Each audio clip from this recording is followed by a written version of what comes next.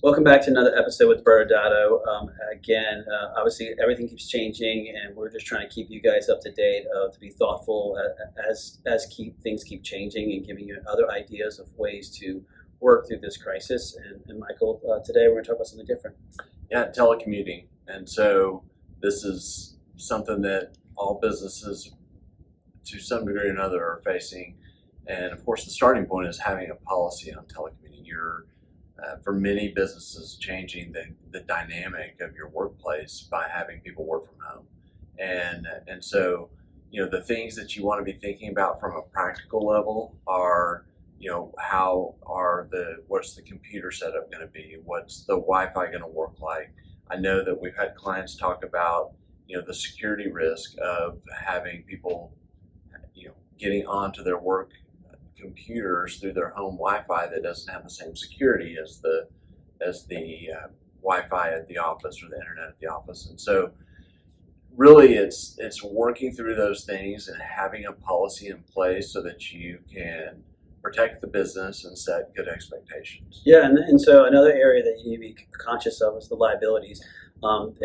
Even though a lot of businesses are being forced to have their employees work from home, there are still labor and employment laws that you have to be mindful of, meaning that if you have exempt versus non-exempt employees who are working for you, your non-exempt employees still have to meet those same hours of operation that they would have typically have done. So if you're a 9 to 5 business, they need to have an hour for lunch, they need to still follow those protocols. You have to ways of making sure you're tracking their hours, and other means, so they don't start trying to work at 4 a.m. in the morning or working at 8 o'clock at night, because again, that will impact you as a business. And on top of the other liabilities, you want to make sure they understand that when they are working for you, they are supposed to be at the desk or whatever area in their home they have designated. They shouldn't be out and about going to Starbucks or other things like that without being signing off, because at that time they're no longer working for you, they're working on behalf of themselves.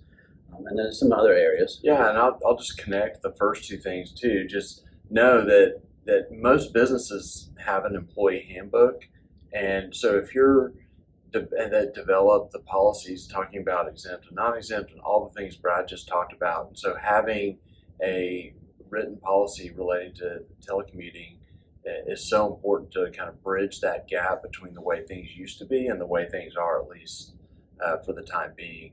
And then communication is so important as it relates to your communication with your team, the communication among the team, and then with your customers. And so, I have one example of a business where the staff, perceived that working from home was time off, and they kept using that word time off, and so it created a lot of miscommunication and stuff that they had to work through as the business is trying to not only survive but thrive during a really difficult time. And you had some staff that felt like, with their rightful fear over the coronavirus, that this was time for them to be off of work. And so you have to really have good communication. Yeah, and so with communications, let's have a little bit of fun. I know it's been a hard week for everyone, but remember, if you are on a Zoom conference call, to remind your spouse not to be walking behind them, maybe in their underwear, or for your kids to come running in fighting over who gets to play the Game Boy next or whatever it is, because communication's fun, but at the same time, try to at least make sure you, best you can, keep it as professional as possible in this fun time, trying times that we're in right now.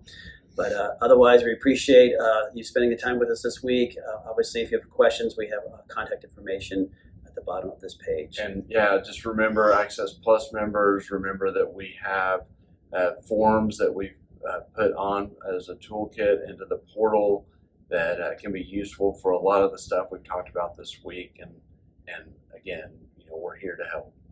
Absolutely. Thank you.